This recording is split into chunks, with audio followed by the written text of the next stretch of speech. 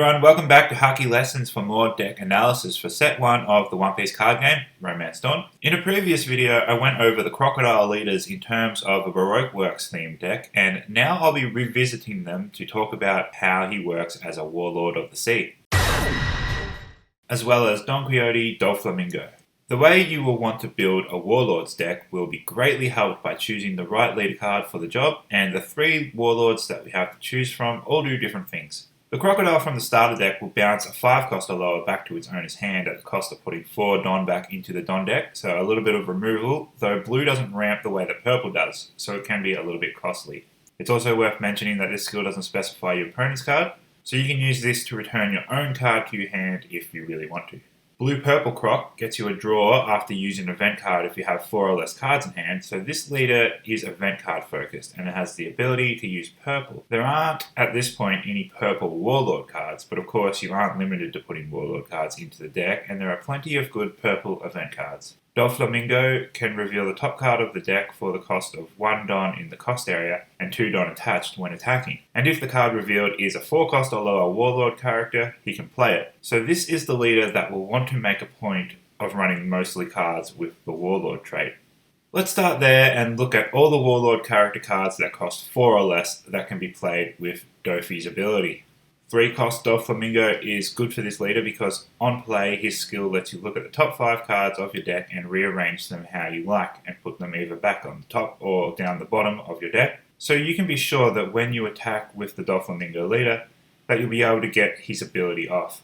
I gotta say, I really don't like the art on this card, so for me, although I usually don't really care about maxing out rarity, I will for this one because the old art is so much better looking. The Gecko Moira card from the starter deck on play gets you back from your trash a 4 cost or less Warlord or Thriller Bark Pirate. And so to diverge from the Warlords here a little bit, it's worth pointing out the synergy with Perona. A Thriller Bark Pirate that costs 1 and has the same skill as Doflamingo, so it's good for this deck. Another Thriller Bark Pirate is this Moira from the set. If you have 5 or more cards in hand, it gets double attack, so that's pretty good. Another card with a scrying skill, though this one only sees the top 3, Kuma. Last one with an on-play skill is Teach, better known as Blackbeard. On play, return 1 character card with a play cost of 3 or less to its owner's hand. You can use this to bounce one of your opponent's cards, but a good use for it is to bounce one of your own cards. One of the lot we just talked about that have on-play skills. Then you get to use those skills again. For example, Perona only costs 1, so it's not going to hurt to play her again. And once you've been through all the cards that she showed you, you may want to have a look again anyway. Dracula Mihawk for an attached Don when attacking will draw 2 and then have you discard 2. This is good to cycle through your deck, especially when you know what the 2 cards will be. And even better if the cards that you're going to discard are Thriller Bark Pirates, and then you can get them back with Moira. Of course, if you don't want to draw 2, discard 2, you can simply not attach the Don. He's 5,000, so he's strong enough to attack a leader without it. Now we have a whole heap of blockers. Blue has a fair amount. Kuma on KO will play a Pacifista. I'll do a separate short video to talk about Pacifistas soon.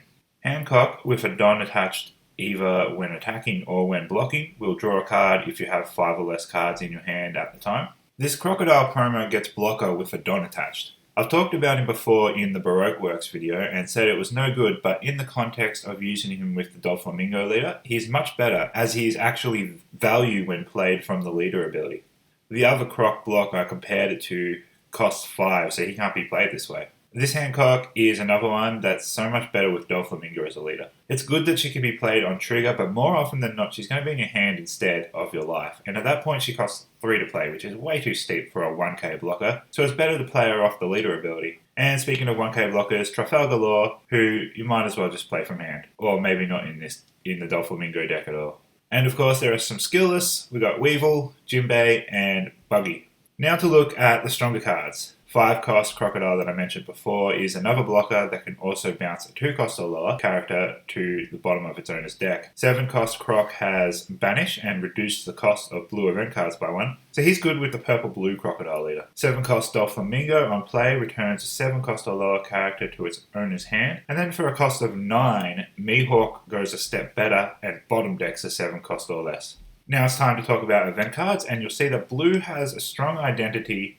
in bouncing cards back to hand. And with all these things, they don't specify your opponents, so you can use them to bounce your own cards. when that's what you'll prefer, like in the case of Perona or any other card with a good on-play skill. The purple-blue Crocodile leader will benefit most from event cards, but these are applicable to all three of the leaders. Overheat is a counter that gives you 4,000 and then bounces an active 3 cost or less back to hand. Desert Sparta is a counter that gives you 2,000 and then looks at the top 3 cards of your deck and rearranges them, so a good one in Doflamingo. Crescent Cutlass is a counter that bounces a 5 cost or less, always good when it's a card attacking, especially if they went big and attached a lot of onto it. Thrust Pad Cannon is similar but can only get a 3 cost or less. Love Beam gives you 4,000 power and then draws a card if you only have 3 or less in hand. Sables is an activate main and it bounces a 7 cost or less, which at the cost of 4 may be an alternative to using Doflamingo or Mihawk if you can't spare the Don. And that's all the Warlord cards to talk about. From going over them like this, I see the most potential in using the Doflamingo leader, that is if you want to run a purely thematic Warlord deck. Whereas both Crocodile leaders give you more room for creativity, especially the multicolour one with its access to purple, it could go in a lot of different directions, but that is a video for another day. Still to come on Hacky Lessons are all the purple cards, and once I've gone over all of them, I'll do a video for the purple, blue Crocodile and the Kaido leaders. If you like this video and you want to see the analysis of the purple cards as well, make sure to subscribe, and you can also follow me at Hacky Lessons on Twitter, and I'll see you for the next one.